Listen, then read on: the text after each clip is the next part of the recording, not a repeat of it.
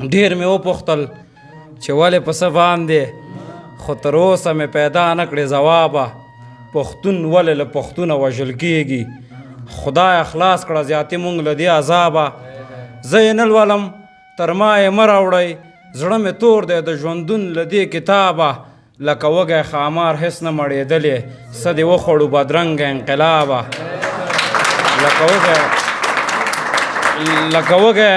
وږی ښامار هېڅ نه مړېدلې، څه دې وخوړو بدرنګه انقلابه. ترهګر او دهشتګر دې معرفي کړم چې راخور مې کړې په مخ باندې نقابه. ترهګر او دهشتګر دې معرفي کړم چې راخور مې کړې په مخ باندې نقاب. او د دې قام د پاسېدلو اذان وکړه، دا ویده نسل راپاسوه له خوابه. او ستا د مرګ خبر دې نه راځي تر ما، په والله که یې زغملی شم ترابه.